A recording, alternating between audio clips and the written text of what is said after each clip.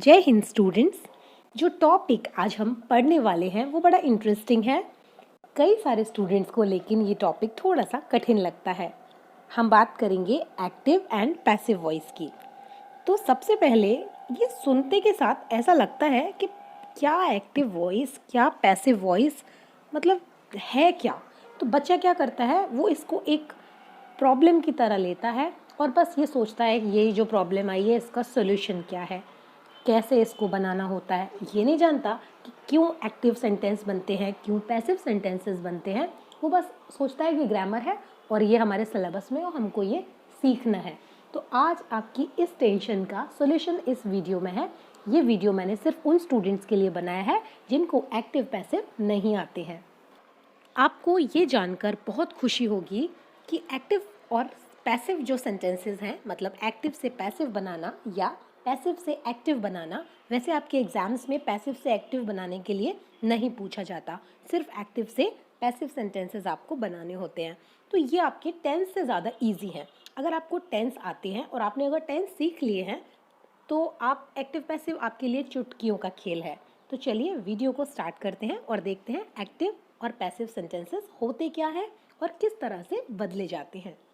सबसे पहले आपको एक चीज़ बहुत क्लियरली जानना ज़रूरी है कि सेंटेंस में सब्जेक्ट और ऑब्जेक्ट का काम क्या होता है, कैसे कोई सब्जेक्ट बन जाता है और कैसे कोई ऑब्जेक्ट बनता है। तो सबसे पहली चीज़ जो मैं आपको बताना चाहूँगी कि जिन सेंटेंसेस में कोई एक्शन होता है, मतलब जिन सेंटेंसेस में कोई काम होता है, सिर्फ उन्हीं के पैसिव सेंटेंसेस बनते हैं। मतलब अगर आपके सेंटेंस में कोई क्रिया हो रही है, मतलब कोई एक्शन हो रहा है, तो उस सेंटेंस का पैसिव बनेगा। तो आप जानते हैं सब्जेक्ट वो होता है जो उस क्रिया को करता है।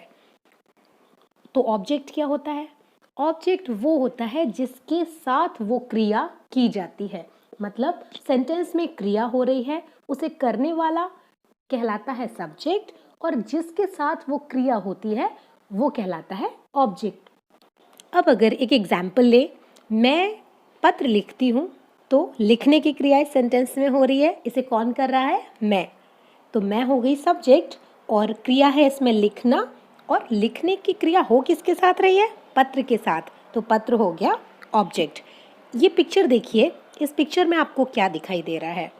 ये जो प्लेयर है जो येलो टी शर्ट और वाइट शॉर्ट्स पहने हैं, ये तो है हमारा प्लेयर। और ये कर क्या रहा है? ये फुटबॉल खेल रहा है।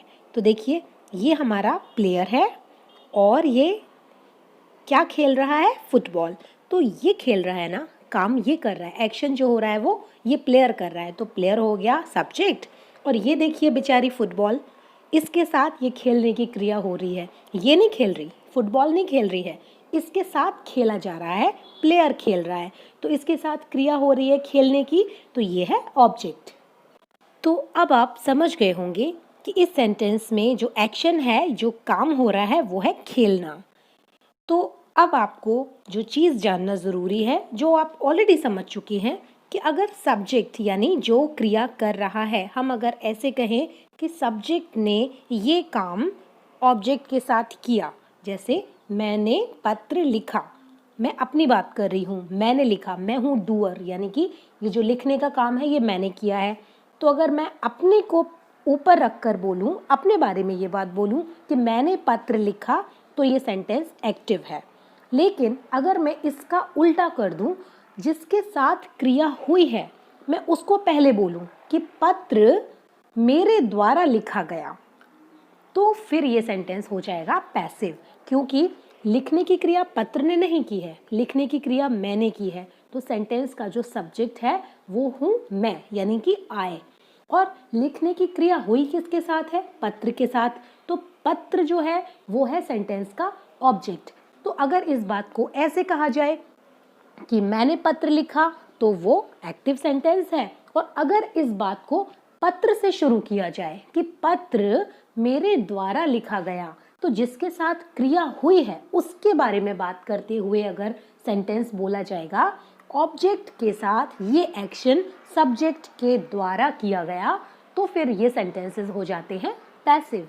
तो बस इतनी छोटी सी बात है कि ये एक्टिव, और बस इनको जब आप एक्टिव सेंटेंसेस और पैसिव सेंटेंसेस कहते हैं, कहीं पढ़ते हैं, तो बहुत ही रॉकेट साइंस जैसा लगने लगता है। तो हमें बिल्कुल भारी भरकम ये जो शब्दावली है, ये जो टर्मिनोलॉजी है, इसमें नहीं जाना है। आप सिंपली ये चीज़ ध्यान में रखिए कि अगर सब्जेक्ट ने ये काम ऑब्जेक्ट के साथ किया तो वो एक्टिव है, और अगर हम ऐसे कहें कि ऑब्जेक्ट के साथ ये काम सब्जेक्ट के द्वारा किया गया तो फिर वो सेंटेंस पैसिव है।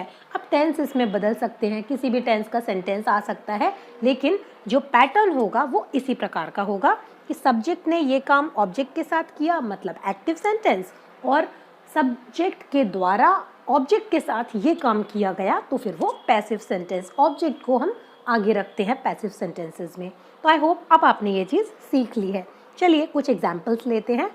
जैसे अगर हम इस सेंटेंस की बात करें, आई रोट अ लेटर, मैंने एक पत्र लिखा, तो वही आप जान रहे हैं सब्जेक्ट इसमें है आई, मैंने लिखा है पत्र, क्रिया जो है एक्शन वो है लिखना, राइट, और अ लेटर यानी कि पत्र यानी ऑब्जेक्ट, क्योंकि पत्र के साथ लिखने की क्रिया हुई है।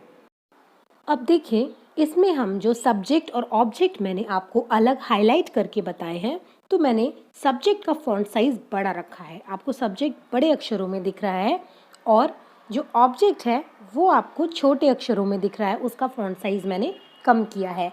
मैंने ऐसा आपको ये समझाने के लिए किया है कि जिस सेंटेंस में सब्जेक्ट की प्रधानता होती है, मतलब ज़्यादा इम्पोर्टेंस सब्जेक्ट को दी जाती है, सेंटेंस इस प्रकार का होता है कि भाई सब्जेक्ट ने ये काम किया तो फिर वो सेंटेंस एक्टिव होता है। और इसके बिल्कुल ऑपोजिट, इसके विपरीत, यदि सेंटेंस में ऑब्जेक्ट को ज़्यादा प्रधानता दी जाती है, यानी जो ज़्यादा इम्पोर्टेंस है वो ऑब्जेक्ट को दी जाती है, ऑब्जेक्ट के बारे में बात की जाती है, और ऐसा कहा जाता है कि ऑब्जेक्ट के साथ ये काम सब्जेक्ट के द्वारा किया गया तो फिर वो सेंटेंस पैसिव हो जाता है। इसलिए मैंने आपको नेक्स्ट सेंटेंस में ऑब्जेक्ट को बड़े फॉन्ट में यानी बड़े अक्षर में दिखाया है और सब्जेक्ट को छोटे अक्षर में। तो अब इस सेंटेंस को आप देखिए, a letter was written by me, यानी एक पत्र मेरे द्वारा लिखा गया, मतलब लिखने की क्रिया तो पत्र ने नहीं की है, मैंने की है, लेकिन हम बात मेरी नहीं कर रहे हैं, बात कर रहे हैं पत्र की, कि पत्र जो था वो मेरे द्वारा लिखा गया था। तो अब आप समझ गए होंगे कि अगर आप सब्जेक्ट की बात करते हैं कि सब्जेक्ट ने ऐसा काम किया तो सेंटेंस एक्टिव होता है, और अगर आप कहते हैं कि इस ऑब्जेक्ट के साथ ये काम सब्जेक्ट के द्वारा किया गया, मतलब आप ऑब्जेक्ट की बात करते हैं, तो फिर वो सेंटेंस पैसिव होता है। तो आप ये भी क्लियर हो गया होगा आपको कि जो ऑब्जेक्ट होता है पैसिव सेंटेंसेस में वो सब्जेक्ट की जगह ले लेता है, जबकि बेचारा सब्जेक्ट जो कि जिसने काम किया है उस बेचारे को ऑब्जेक्ट की जगह पर जाना पड़ता है। अब इस सेंटेंस को देखिए, राम ने रावण को मारा। अब मारने का क्रिया तो मारने की हुई है ना, मतलब किल। अब की किसने है? राम ने, तो राम सब्जेक्ट हो गया, और ये मारने की क्रिया हुई किसके साथ है? रावण के साथ, तो रावण बेचारा हो गया ऑब्जेक्ट। तो ये सेंटेंस जो है, राम ने रावण को मारा, तो देखिए जिसने काम किया वो अपनी जगह पर है, सब्जेक्ट की जगह पर, और जिसके साथ ये क्रिया हुई वो पीछे है ऑब्जेक्ट की जगह पर, तो ये सेंटेंस एक्टिव है। लेकिन अगर हम जिसके साथ क्रिया हुई है उसको आगे कर दें और जिसने क्रिया की है उसको पीछे कर दें, तो फिर सेंटेंस बन जाता है पैसिव। तो रावण राम के द्वारा मारा गया, अब बात राम की नहीं हो रही जिसने क्रिया की, बल्कि जिसके साथ क्रिया हुई उसकी बात हो रही है, तो फिर सेंटेंस बन जाता है पैसिव। अब देखिए, हमेशा तो ये पॉसिबल नहीं कि हम केवल सब्जेक्ट की ही बात करें, मतलब क्रिया जिसने की है हमेशा उसी के विषय में बात हो, ऐसा ज़रूरी नहीं है। कई बार जिसके साथ क्रिया होती है हमें उसके बारे में भी बात करनी पड़ती है। तो जब जिसके साथ क्रिया हुई है, मतलब हमारी सेंटेंस का ऑब्जेक्ट, जब ऑब्जेक्ट के बारे में बात होती है तो ऐसे सेंटेंसेस को हमको पैसिव में बनाना पड़ता है, मतलब ऑब्जेक्ट को आगे लिखना पड़ता है और फिर क्रिया लिखनी पड़ती है और सब्जेक्ट के द्वारा ये काम किया गया, इस प्रकार का सेंटेंस हमें बनाना पड़ता है। अब इस सेंटेंस को देखिए, मैंने फूल तोड़ा, क्रिया कौन सी है इस सेंटेंस में? तोड़ना। तो किया किसने है ये काम? तोड़ने की क्रिया किसने की है? मैंने, तो मैं हो गई सब्जेक्ट, और ये क्रिया हुई किसके साथ है? फूल के साथ, तो फूल हो गया ऑब्जेक्ट।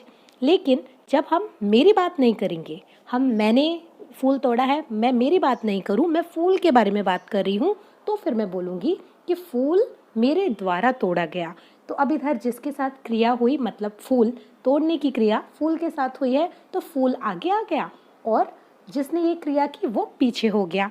इस सेंटेंस पर ध्यान दीजिए, बच्चे फुटबॉल खेलते हैं। कौन सी क्रिया है? खेलना। कौन खेलते हैं? बच्चे। तो बच्चे हुए सब्जेक्ट और ये क्रिया हो किसके साथ रही है? फुटबॉल के साथ। तो फुटबॉल हुई ऑब्जेक्ट। लेकिन जब हम बच्चों के बारे में बात नहीं कर रहे बल्कि वो फुटबॉल जिसके साथ ये क्रिया हुई है उसके बारे में बात कर रहे हैं, तो फिर हम कहेंगे कि फुटबॉल बच्चों के द्वारा खेली जाती है। और इस प्रकार का सेंटेंस बनता है हमारा पैसिव, यानी बच्चे फुटबॉल खेलते हैं, जो काम करते हैं उनकी बात हो तो सेंटेंस एक्टिव है, और जिसके साथ काम होता है उसके बारे में बात करते हैं तो फिर वो सेंटेंस पैसिव होता है। अब इस सेंटेंस को देखिए, वह आम खा चुका था। इसमें कौन सा एक्शन हुआ है, कौन सी क्रिया हुई है? खाने की। और किसने की है? वह, यानी उसने। और किसके साथ ये क्रिया हुई है? आमों के साथ। खाया तो आम को गया है ना, तो वह हो गया सब्जेक्ट और आम हो गया ऑब्जेक्ट। तो वह आम खा चुका था, जब हम वह के बारे में बात कर रहे हैं तो सेंटेंस एक्टिव है क्योंकि वह ने ही आम को खाने की क्रिया की है। लेकिन जब हम आम के बारे में बात करेंगे कि आम उसके द्वारा खाए जा चुके थे, तो फिर ये सेंटेंस बनेगा पैसिव, क्योंकि आमों ने उसे नहीं खाया है, आम को खाया गया है। खाने की क्रिया आम के साथ हुई थी, तो सेंटेंस पैसिव। वह गीत गा रही है। इसमें सब्जेक्ट कौन है? वह, क्योंकि जो क्रिया है गाने की वो किसके साथ हो रही है? गीत के साथ। और कौन कर रहा है? वह। तो वह हो गई सब्जेक्ट और गीत हो गया ऑब्जेक्ट, क्योंकि किसे गाया जा रहा है? गीत को ही तो गाया जा रहा है, तो गीत ऑब्जेक्ट हो गया। लेकिन अगर हम वह के बारे में बात नहीं करें बल्कि हम गीत के बारे में बात करें कि गीत उसके द्वारा गाया जा रहा है, तो फिर ये हो जाएगा पैसिव। अब आप सोचेंगे कि ज़रूरत ही क्या है एक्टिव की या पैसिव की, क्यों हम बात करें कि ऑब्जेक्ट की जिसे हमको पैसिव बनाना पड़े। सिर्फ हम एक्टिव में बात कर लेना कि जिसने काम किया बस हम उसकी बात करें, और जिसके साथ काम हुआ उसकी बात ही ना करें, तो फिर पैसिव नहीं बनाने पड़ेंगे, आपको नहीं सीखना पड़ेगा। लेकिन एक एग्जाम्पल देखते हैं, जब आपको समझ आ जाएगा इस एग्जाम्पल के ज़रिए कि क्यों आपको पैसिव सीखना ही पड़ता है कि पैसिव में कैसे सेंटेंस बनता है। इस सेंटेंस को देखिए, पुलिस वाले ने चोर को पकड़ा। इस सेंटेंस में क्रिया क्या है? पकड़ना। पकड़ने की ये क्रिया की किसने है? पुलिस वाले ने। तो पुलिस वाला हो गया सब्जेक्ट, और ये क्रिया हुई किसके साथ है? किसको पकड़ा गया है? चोर को। तो चोर हो गया ऑब्जेक्ट।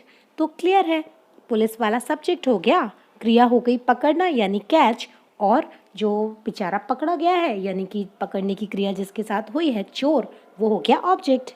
तो ये बात तो तब सही है जब आपको पता है कि भाई चोर को किसने पकड़ा है। आपको क्लियर बताया गया है कि पकड़ने की जो क्रिया है वो पुलिस वाले ने की है चोर के साथ। लेकिन सपोज अगर एक ऐसा सेंटेंस हो जिसमें ये क्रिया जिसने की वो ही ना हो, पता ही ना चले कि क्रिया की किसने है, बस आपको ये बताया जाए कि ये क्रिया की गई। जैसे इस एग्जाम्पल को देखिए, चोर पकड़ा गया। अब आप बताइए, चोर ने तो पकड़ने की क्रिया नहीं की, चोर को तो पकड़ा गया है, मतलब पकड़ने की क्रिया किसी और ने की है, लेकिन जिसने ये क्रिया की है वो इस सेंटेंस में है ही नहीं, मतलब सेंटेंस में सब्जेक्ट ही नहीं है। तो ऐसे सेंटेंस को फिर आप कैसे बनाएंगे? ऐसे सेंटेंसेस आपको पैसिव वॉइस में बनाने पड़ेंगे, क्योंकि इनमें जिसने क्रिया की यानी सब्जेक्ट वो है ही नहीं और बल्कि ऑब्जेक्ट की बात चल रही है, तो ये सेंटेंसेस पैसिव वॉइस में बन जाएंगे। तो स्टूडेंट्स, ये एक इंट्रोडक्टरी वीडियो था जिसमें मैंने आपको सिर्फ इंट्रोड्यूस कराया है कि क्या एक्टिव सेंटेंसेस होते हैं, पैसिव सेंटेंसेस क्या होते हैं, क्यों बनाने पड़ते हैं और कैसे बनाने होते हैं, ये मैं आपको अगले वीडियो में समझाऊंगी। तब तक keep learning, keep growing, good luck, जय हिंद।